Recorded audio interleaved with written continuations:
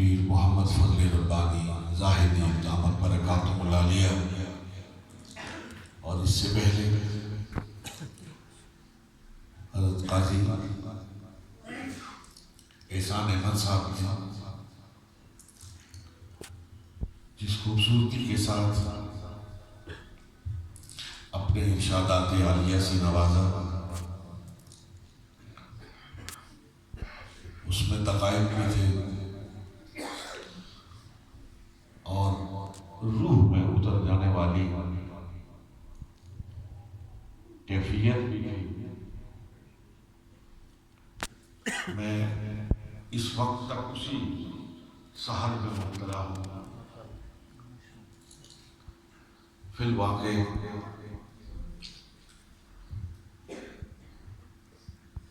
ہم دو خطابات میں ایک وحی دافری کیفیت سے دوچار کیا ہے۔ میں شکر گزار ہوں حضرت پیر صاحب کا اور اپنے انتہائی عزیز محترم محترم پیر شمس العارفین صاحب کا کہ میری درخواست کو پذیرائی بخشی اور ہمیشہ کی طرح اپنی مہربانی سے سرفراز فرمایا۔ جس طرح آپ نے دعائیہ کلمات ارشاد فرمائے اور نیری شریف اور بگار شریف کے تعلق کا اظہار فرمایا، میں ایک مرتبہ پھر اس پر آمین کہتا ہوں۔ اللہ رب العالمین اس تعلق کو مستحکم تر فرمائے۔ یہ خود بہت صاحبان علم و تقویٰ ہے اور جن فلک بوس پہاڑوں پر ان کے والد گرامی نے آ کر بسیرا کیا، واقعی اس بلندی سے جو فیضان تقسیم ہونا شروع ہوا، آج دنیا اس پہ شاہد ہے کہ نیری شریف کا فیض شرق و غرب میں، شمال و جنوب میں پھیل رہا ہے اور نور نبوت سے قلوب و اذہان کو مستنیر کر رہا ہے۔ میں کوئی تفصیلی گفتگو نہیں کرنا چاہتا، نماز عصر کا وقت ہوا نہیں بلکہ جایا چاہتا ہے۔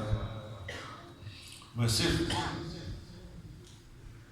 اختتامی طور پر اس خانقاہ کے خادم کی حیثیت سے اپنے برادران طریقت کی خدمت میں یہ عرض کرنا چاہتا ہوں کہ بہت ہی مشکل ترین دور سے ہم گزر رہے ہیں۔ لوگ معاشی بحران کا رونا رو رہے اور فی الواقع معاشی طور پر لوگ پریشان حال ہیں، لیکن حضرات معیشت اگر بہت خراب ہو جائے تو پھر جو صاحب فن لوگ ہوتے ہیں وہ کوئی نہ کوئی ایسی تدابیر اور تراکیب اختیار کرتے ہیں کہ اس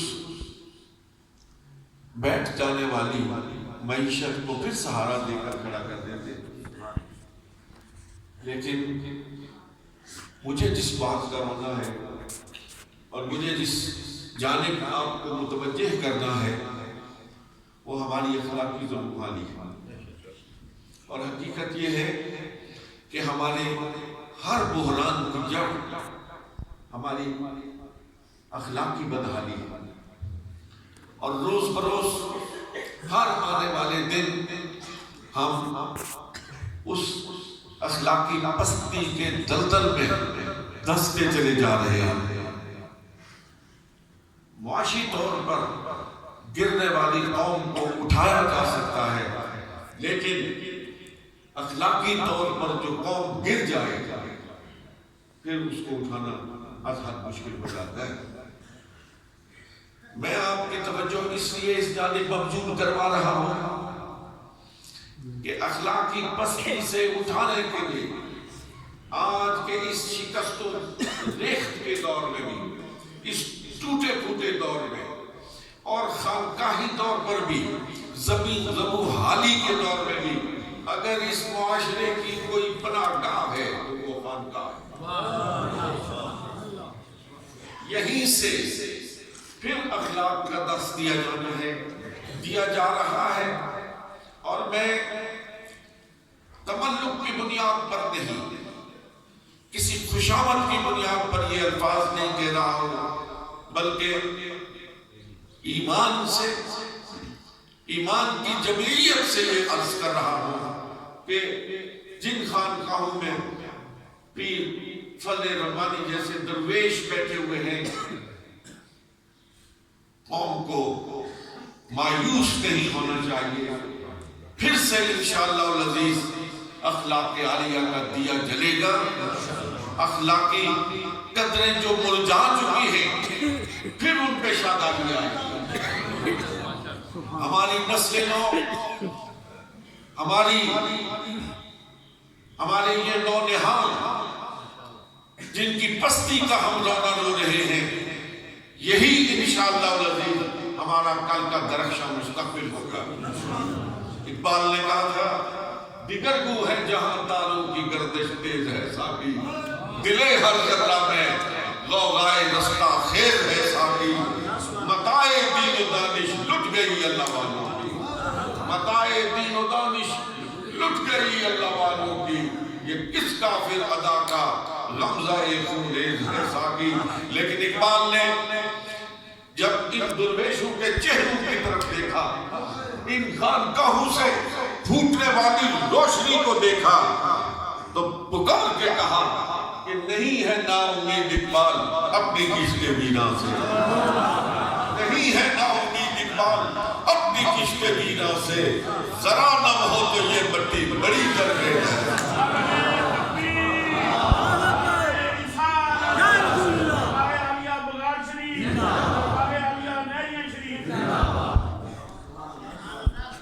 میں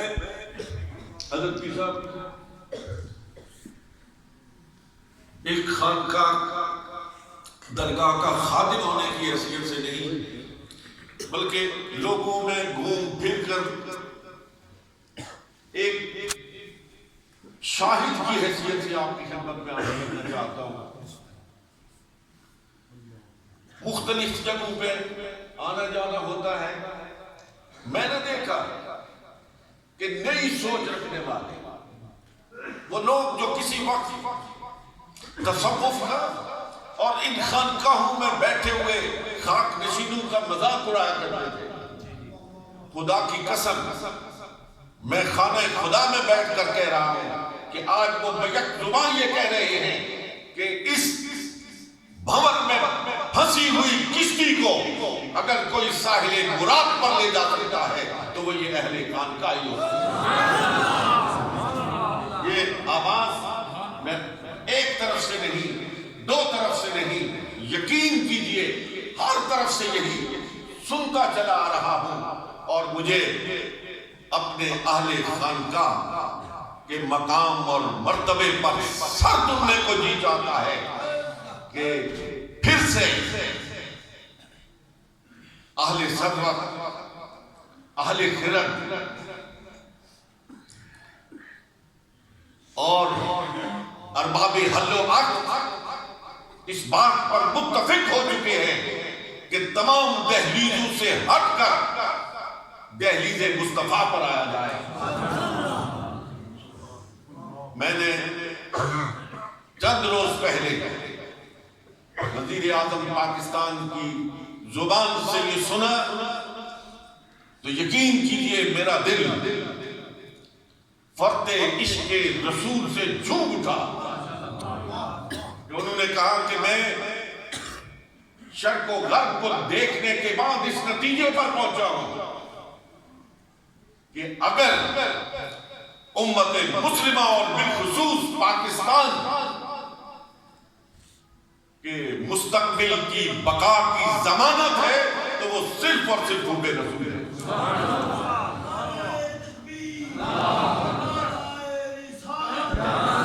اور یہ آواز ایک شخص کی نہیں، یہ تمام سوچ اور سمجھ رکھنے والے، فکر و دانش کے دروازے پر دستک دینے والے ہر شخص کی آواز ہے کہ حب رسول ہی ہماری بقا کی ضمانت ہے، اور یہ اہل حق ہی اخلاقی دلدل میں پھنسی ہوئی انسانیت کو واپس راہ مستقیم پر لا سکتے ہیں. اے خانقاہوں کے ساتھ وابستگان، اے خانقاہوں سے محبت کرنے والے اصحاب طریقت، میں ان اختتامی لمحات پر آپ کی خدمت میں یہ عرض کرنا چاہتا ہوں کہ لوگوں کی امیدیں آپ سے وابستہ ہیں، لوگوں کی امیدیں مجھ سے وابستہ ہیں، لوگوں کی عقیدت محبت اور لوگوں کی امیدیں حضرت پیر فضل ربانی، پیر شمس اللہ رفیع اور خانقاہوں میں بیٹھنے والے بوریا نشینوں سے وابستہ ہے. اس لیے کل سے زیادہ آج ہم پر کہیں زیادہ ذمہ داری ہے. اے میرے برادران طریقت، خود نمونہ بنو،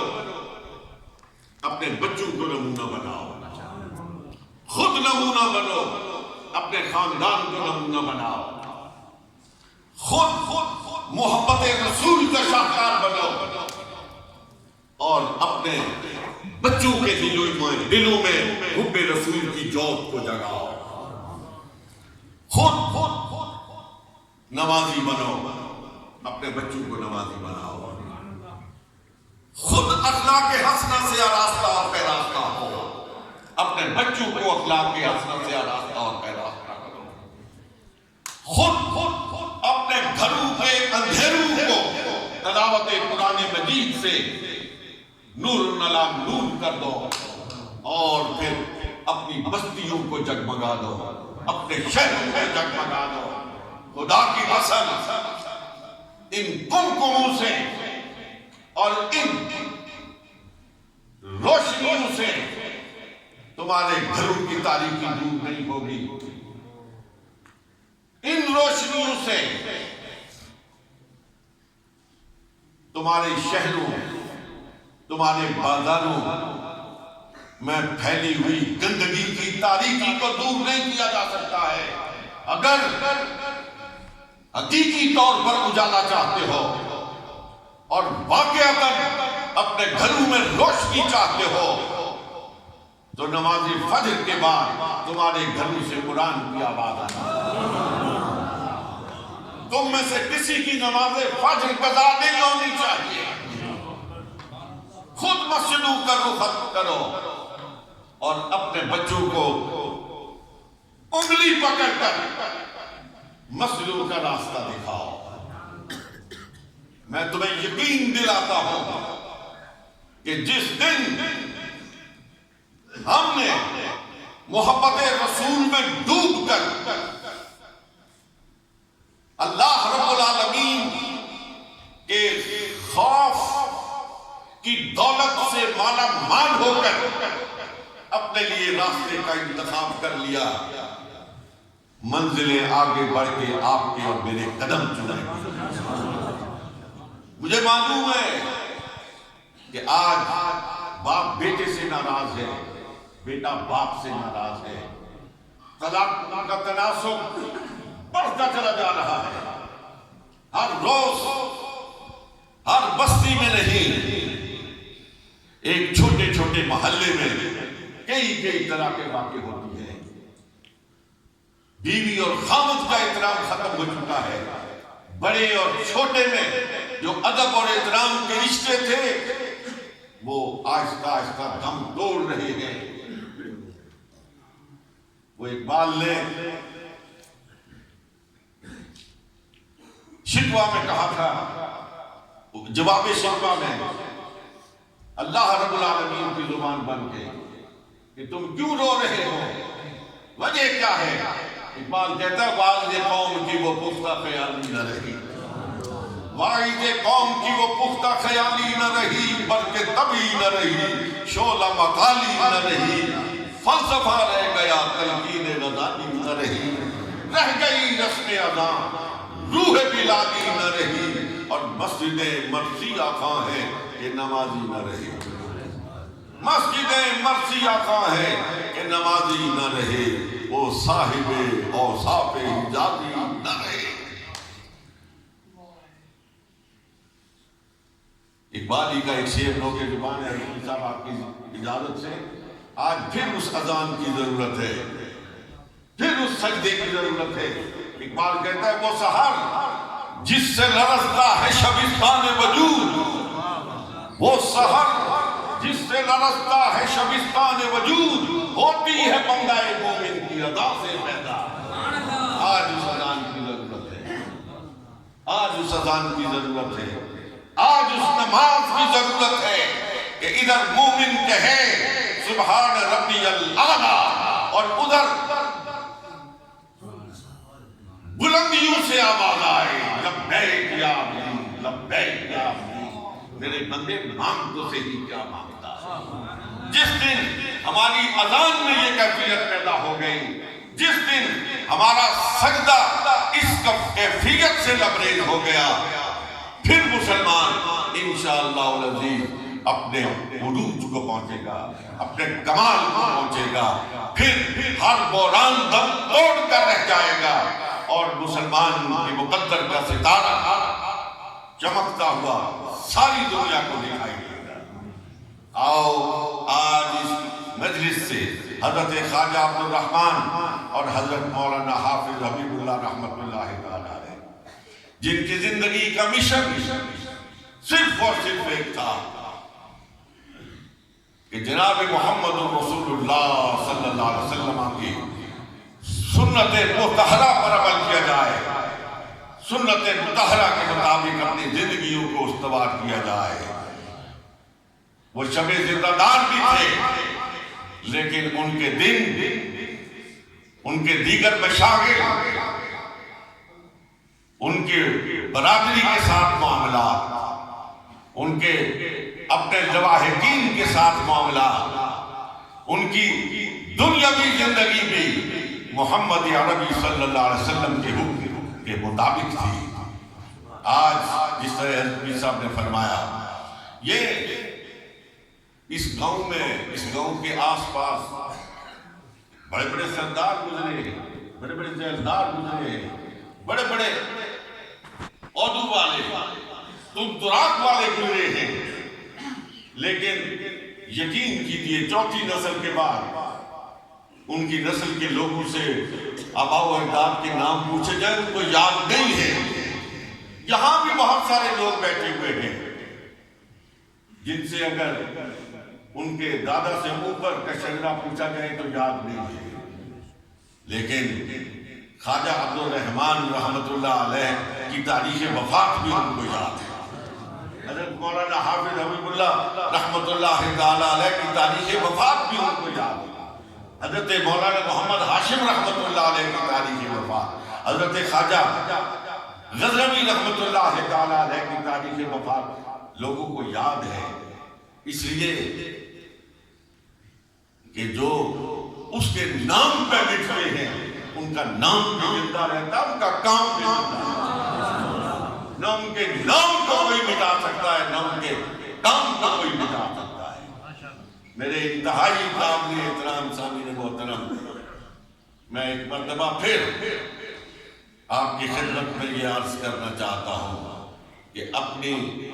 ہر طرح کی زبوحالی کو دور کرنے کے لیے